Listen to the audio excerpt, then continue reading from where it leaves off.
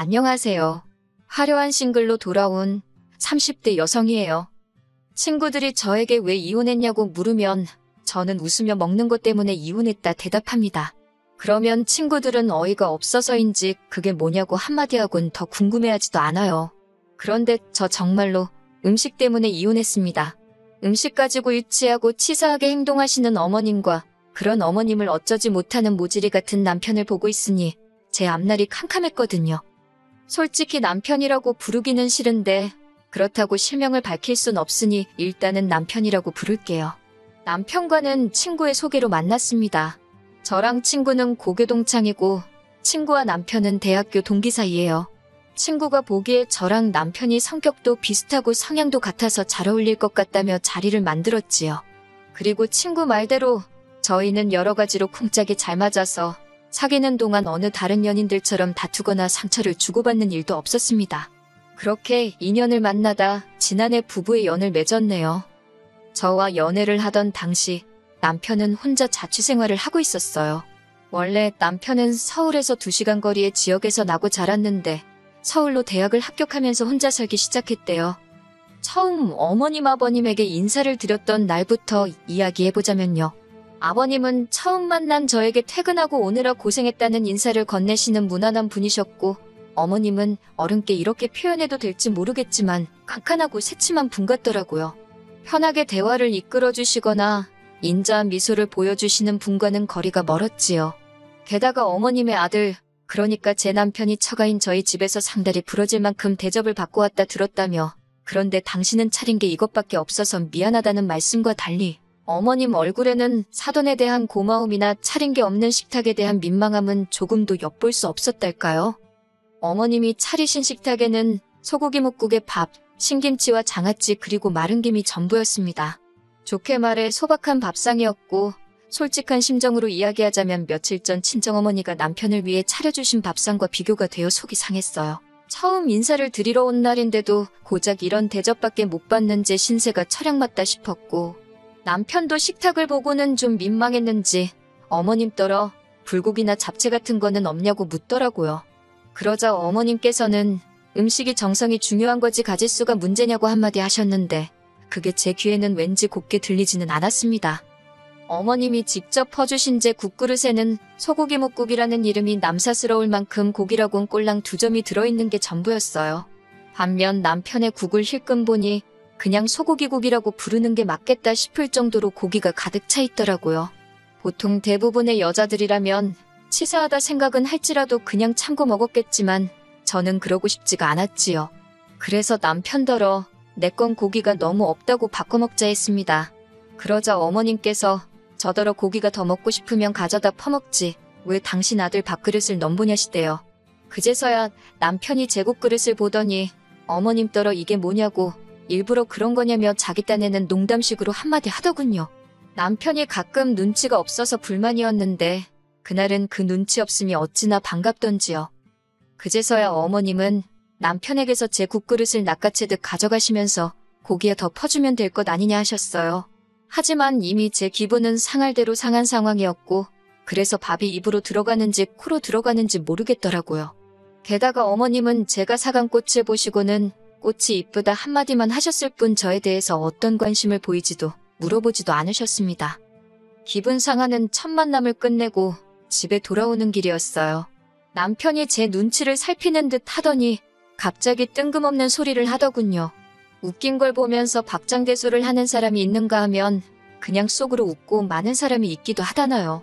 제가 남편더러 그래서 지금 무슨 말이 하고 싶은 거냐고 따졌습니다. 어머님이 나한테 하신 행동들이 어머님 속마음하고는 좀 다를 수도 있다. 뭐 그런 식으로 감사드리고 싶은 거냐고 따졌지요.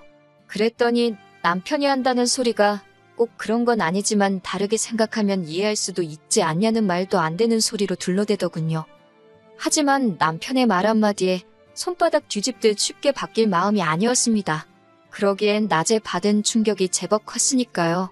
저는 결국 남편에게 솔직히 말해서 내가 당신보다 못난 게 뭐고 부족한 건 뭔데 어머님이 나한테 저러시는지 모르겠다 했지요.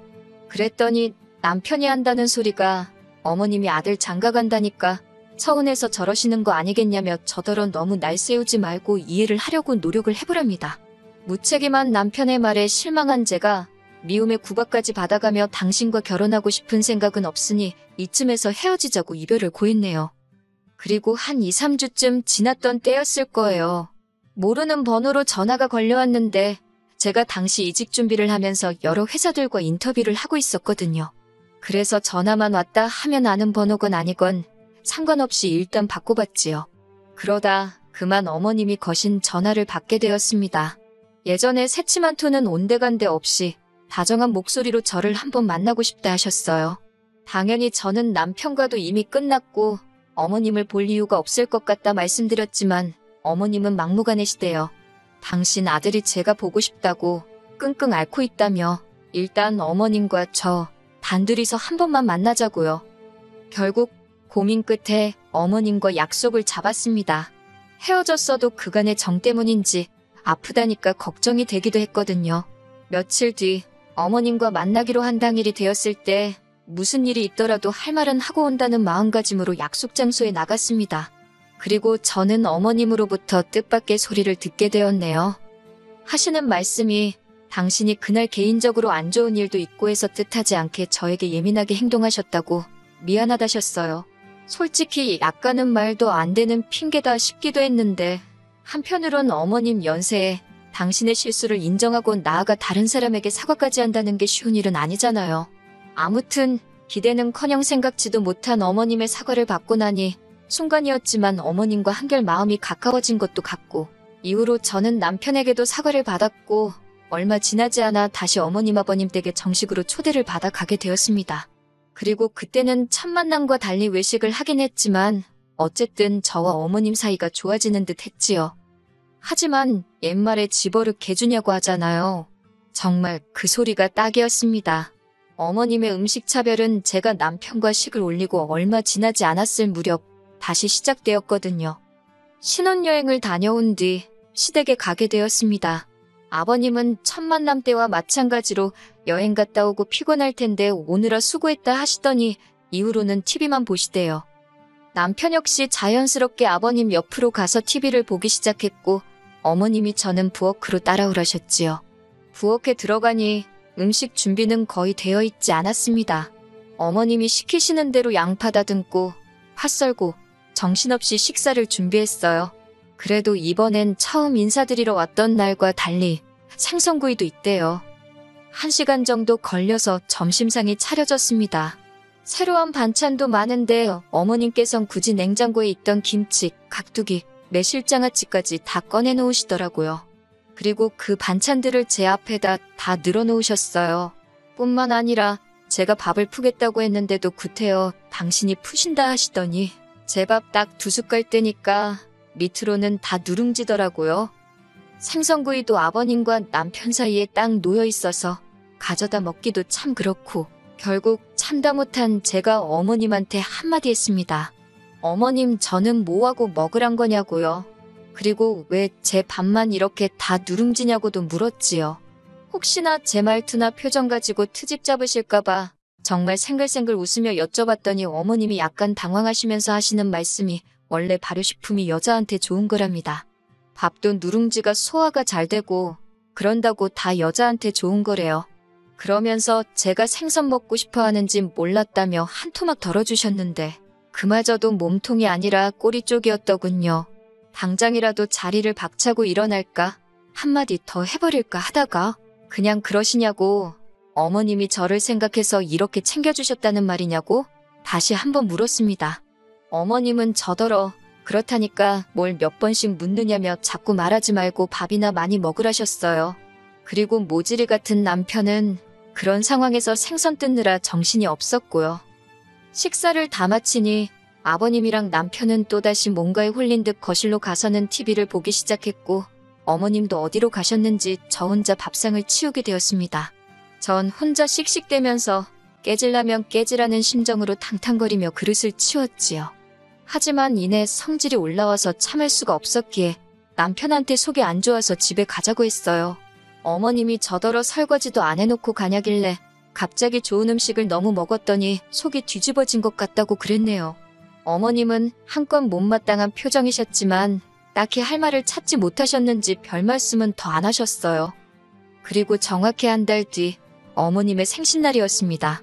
어머님이 며느리한테 생일상 한번 받아보자면서 저희 집으로 오시겠다길래 그러시라 했지요.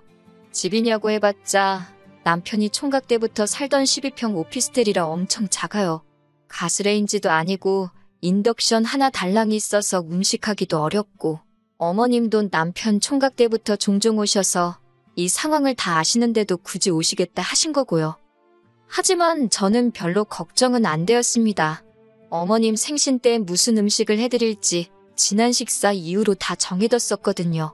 그리고 어머님이 오시기 바로 전날 저는 마트로 향했지요. 어머님 생신상이니 미역국은 생략할 수가 없어서 남편더러 끓이라 했습니다. 남편이 어머님이 분명 며느리한테 생일상이 받고 싶다 하셨는데 제가 해야 하는 거 아니냐고 투덜거리길래 아무렴 그래도 며느리가 아들만 하겠냐고 그랬어요. 남편이 고기 반찬 같은 건 안 하냐고 해서 그때 어머님 말씀 못 들었냐고 내가 다 여자한테 좋은 음식으로만 준비해놨으니 걱정하지 말라 했고요. 그리고 대망의 어머님 생신날 저는 어머님이 오신다는 시간에 맞춰 상을 차리기 시작했습니다. 밥도 공들여서 하고 그릇도 있는 그릇 없는 그릇 다 끄집어냈네요. 그리고는 어제부터 준비한 모든 장아찌와 젓갈들까지 죄다 꺼내놓았고요. 밥도 일부러 누룽지로 만들려니 쉬운 일이 아니었어요. 그래도 어머님 생각하면서 정성스레 만들었습니다. 그래서 어머님 밥그릇에 꾹꾹 눌러 담아 퍼드렸지요. 곧이어 어머님 아버님이 도착하셨고 저는 식사 준비 다 해두었다며 부엌으로 오시라 했어요.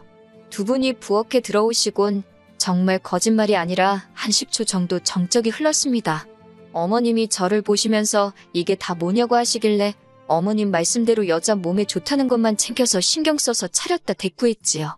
그랬더니 아버님이 어머님더러 꼴 좋다고 하시고는 저더러 잘했다며 부엌에서 나가버리시대요.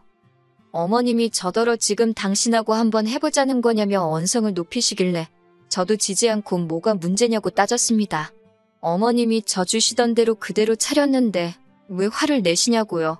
그제서야 남편도 어머님더러 엄마가 좀 심하긴 했다면서 저한테 미안하다 하라며 하지만 어머님도 자존심 때문이신지 저한테 미안하단 소리는 안 하셨어요. 안 하셔서 얼마나 다행인지 만약에 어머님이 저한테 사과 비슷한 말이라도 하셨으면 제가 나쁜 X가 되잖아요. 저는 그 사과를 받을 생각이 전혀 없었으니까요. 저는 어머님더러 그럼 식사 맛있게 하시라고 저는 나가보겠다 했습니다. 남편이 같이 밥 안 먹고 어디 가냐고 하길래 친정에 간다고 했지요. 그러면서 오늘 이 식사가 어머님께 제가 차려드리는 처음이자 마지막 생신상이라고 건강히 오래오래 사시라 했네요. 제사상은 제가 못 차려드린다는 소리도 할까 하다가 그건 참았습니다. 황당해하는 어머님을 뒤로하고 남편에게도 어머님이 나를 어떻게 홀대하는지 잘 보지 않았냐며 난 이런 대우를 참아가면서까지 당신과는 살 생각이 없다 했지요. 짐이라고 해봤자 옷 몇 벌에 화장품 몇 개로 단촐했어요. 오피스텔이 작아서 친정에서 제 짐을 다 가져오지도 않은 상태였고요. 여러모로 헤어지기에 딱 좋은 시기였네요. 남편이 갑자기 이런 법이 어딨냐며 못 헤어진다고 저를 붙잡았고 어머님은 어머님대로 지금 이게 뭐하는 짓거리냐며 제 뒤통수에 대고 욕을 하셨습니다. 아버님은 달리하실 말이 없으셨는지 한숨을 쉬시다 어머님더러 적당히 좀 하지 유난 떨 때 알아봤다며 한마디 하시대요.